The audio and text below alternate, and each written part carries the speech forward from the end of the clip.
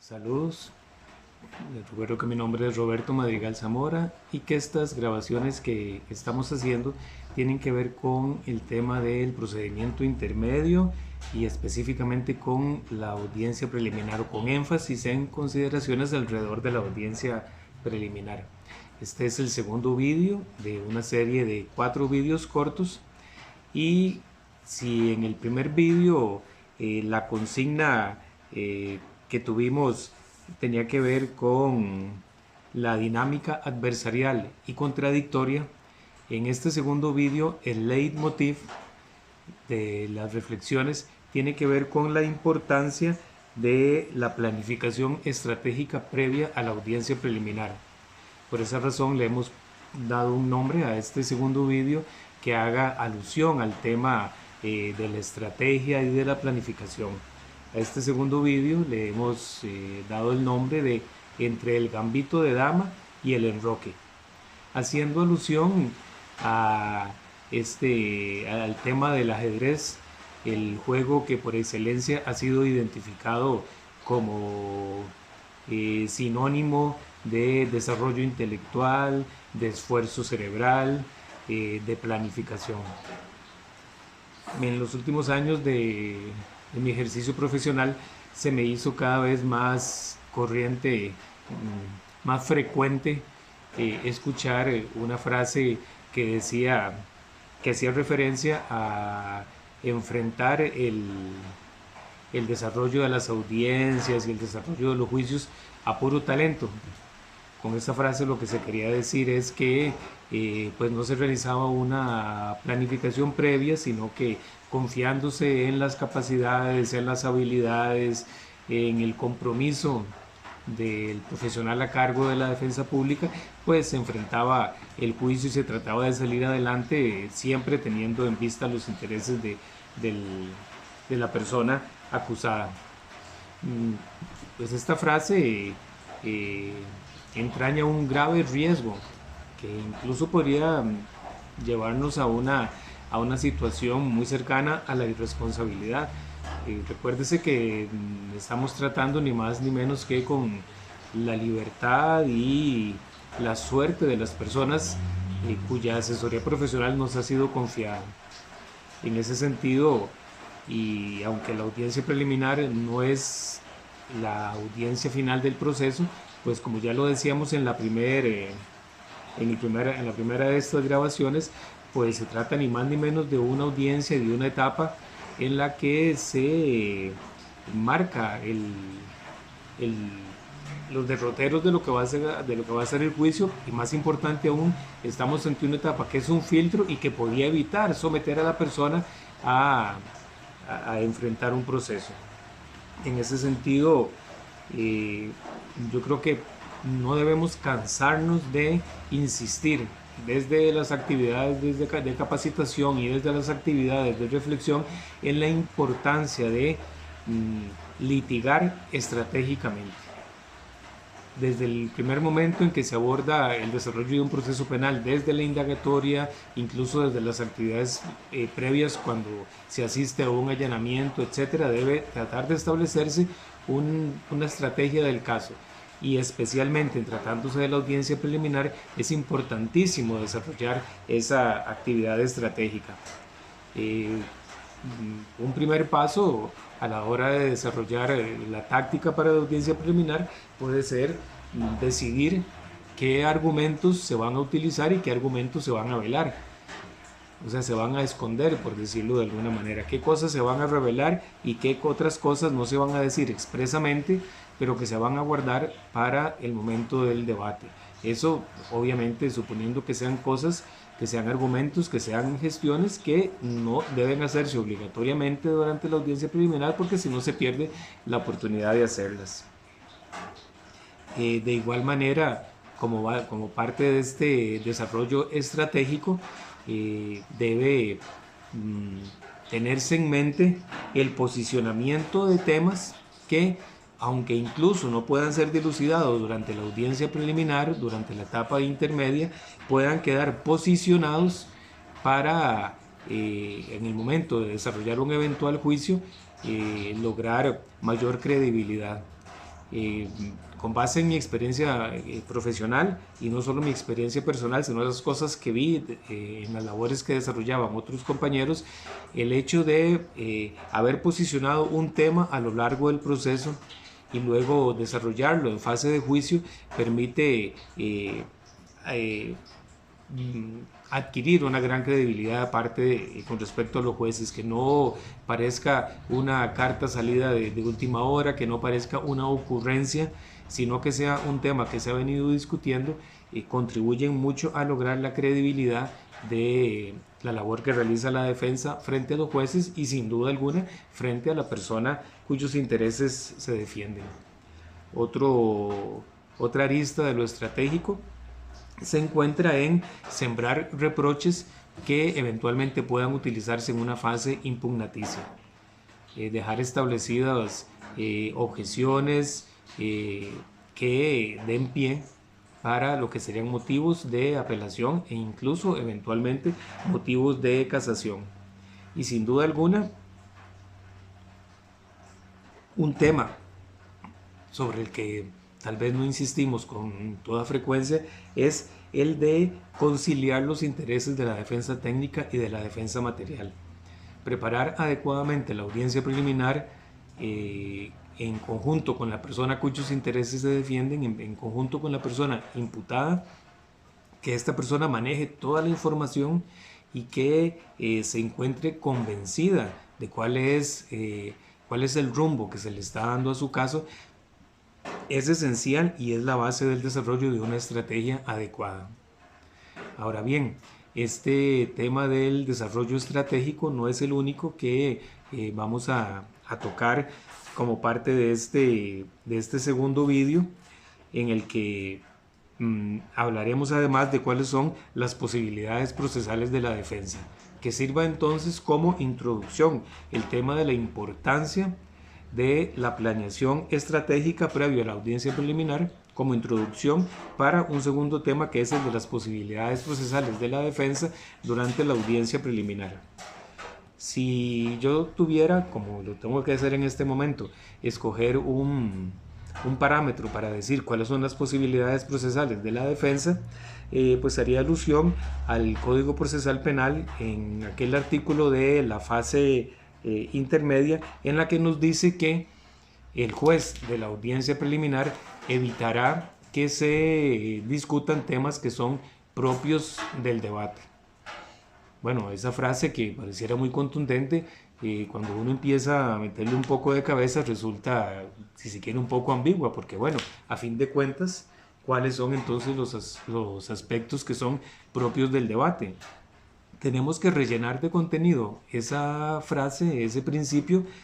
estudiando, leyendo, analizando todas las otras normas que giran alrededor de la audiencia preliminar, que disciplinan lo que son los actos que las partes y las respuestas que el juez debe dar a los actos de las partes durante la etapa intermedia. Resulta que tenemos una serie de normas que nos dicen que una posible respuesta de durante la audiencia preliminar, durante el procedimiento intermedio, es el dictado de un sobreseimiento definitivo por atipicidad, por problemas relacionados con antijuridicidad o con culpabilidad. Nos habla de que se puede dictar un sobreseimiento si el hecho no lo cometió, no lo hizo, no lo cometió el imputado. Nos dice que se puede dictar un sobreseimiento definitivo ante la carencia de prueba y la inexistencia de una expectativa cierta de que se puede llenar el vacío probatorio. También tenemos la posibilidad de que se dicte un sobreseimiento provisional, señalándose expresamente cuáles son los elementos probatorios que se espera poder allegar para despejar la duda. Hablamos de la posibilidad de aplicar medidas alternas y procedimiento abreviado. Hablamos de la posibilidad de discutir la legalidad, la pertinencia, la idoneidad, la existencia de la prueba. Se pueden discutir asuntos relacionados con el cese, la aplicación de medidas cautelares. Podemos discutir la legitimidad, la legitimación de las personas que giran alrededor de los sujetos esenciales del proceso, que vendrían a ser estos sujetos eventuales como el querellante o el actor civil. Se habla incluso en el Código Procesal Penal de la posibilidad de ofrecer y de incorporar prueba para discutir aspectos durante la audiencia preliminar. Es decir, que en la audiencia preliminar hay aspectos que se pueden discutir que pueden estar sometidos a prueba. ¿Qué es entonces lo que no podemos discutir? Si tenemos todas estas posibilidades disciplinadas en el código, ¿a qué se refiere el mismo código cuando dice que el juez impedirá que se discutan aquellas cosas que son exclusivamente materia del debate? Si nosotros queremos discutir que no hay prueba de que el imputado a quien está acusando el Ministerio Público es el autor del hecho, tendríamos que estarnos refiriendo a la prueba que se ha ofrecido en el expediente. Si nosotros estamos hablando de que el hecho de que debe dictarse un sobreseimiento porque el hecho es atípico, estamos hablando de que vamos a hablar de teoría del delito. Lo mismo cuando se dice que podemos discutir asuntos relacionados con la antijuridicidad y la culpabilidad, cuando podemos establecer o cuando tenemos que establecer que en un proceso debe darse pie a la fase de juicio, pero sobre la base de las reglas especiales para el dictado de eventuales medidas de seguridad. Estamos hablando de teoría del delito. Entonces, ¿cuáles son los aspectos que no pueden discutirse? Que dice el código que son los que deben quedarse específicamente dispuestos para la fase de juicio. Aquí tenemos que echar mano entonces de otro de los cambios paradigmáticos que el diseño del Código Procesal Penal de 1998 introdujo con respecto al diseño procesal anterior del Código de Procedimientos Penales, que, como les decía en el video anterior, databa de los años 70 del siglo pasado. El único, en mi criterio, sobre la base de una interpretación armónica del Código Procesal Penal, el único aspecto que exclusivamente puede ser discutido en juicio es el relacionado con la credibilidad de la prueba testimonial. Y esto porque en tesis de principio la prueba testimonial solo se produce al momento del debate. Decía que en esto hay un cambio paradigmático, porque el Código de Procedimientos Penales permitía que las declaraciones que eventualmente un agente fiscal o un juez de instrucción o un fiscal del Ministerio Público hubieran realizado durante las etapas previas al debate pudieran ser utilizadas en el debate. Incluso se establecía que cuando un testigo no comparecía porque no había sido localizado, era posible incorporar por lectura su declaración. En el nuevo código, salvo las situaciones de los adelantos jurisdiccionales de prueba, es imposible utilizar en debate las entrevistas realizadas por la Fiscalía y que forman parte del legajo paralelo. Aquí yo estoy seguro que de inmediato a ustedes les salta a la cabeza la idea de que las denuncias, el mismo código establece que pueden ser incorporadas. Este es un tema que rebasaría los límites de este vídeo y de las discusiones que aquí estamos teniendo, pero no solo es polémico el tema de cuándo en realidad se puede incorporar una denuncia, sino que además los alcances que la misma jurisprudencia ha establecido que se le pueden dar a la denuncia incorporada en la fase de juicio, los alcances, decía, no son exactamente los de una declaración testimonial. Me parece a mí que se puede mantener incólume entonces mi afirmación en el sentido de que la prueba testimonial solo se produce durante la fase de juicio. El testigo declara en la fase de debate, en el momento en el que estamos realizando el plenario, y sería entonces el único tema que quedaría excluido de la discusión en la audiencia preliminar, la credibilidad de la prueba testimonial. Siempre podemos alegar aspectos relacionados con la existencia o con la legalidad, con la pertinencia o con la idoneidad de la prueba testimonial sobre la base, eso sí, de lo que el proponente de esa prueba nos diga que el testigo va a decir. Esos serían, digamos, los límites para poder juzgar todos estos aspectos que ya he referido sobre la prueba testimonial. Pero al no existir la prueba testimonial, sino que producirse por excelencia durante la fase de juicio, cualquier discusión en la que nosotros queramos tener como base la credibilidad de la prueba testimonial estaría vedada de realizarse durante la fase de la audiencia preliminar. Sin embargo, y con respecto a los demás elementos probatorios, como puede ser alguna prueba, la prueba documental o la prueba pericial, la prueba material, cualquier discusión que sirva de base para hablar sobre atipicidad del hecho, sobre ausencia de capacidad probatoria, sobre medidas cautelares, sobre medidas alternas, cualquier discusión que incluso signifique meterse a analizar la credibilidad de la prueba es posible. Por eso es que es especialmente importante que de previo a la audiencia preliminar la defensa realice una labor de reflexión y diseñe una estrategia. Incluso la espontaneidad, incluso la improvisación tienen como base el desarrollo de un olfato, el desarrollo de un instinto.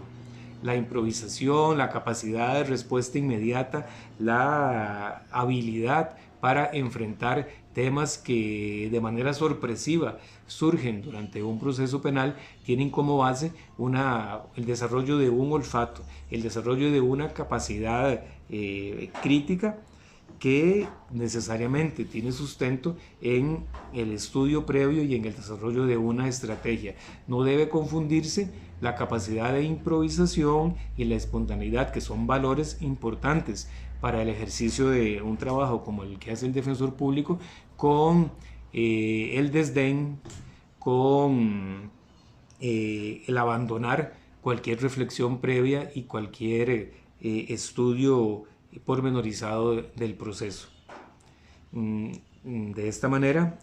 habríamos desarrollado en este segundo vídeo los temas que desde la unidad de capacitación se han considerado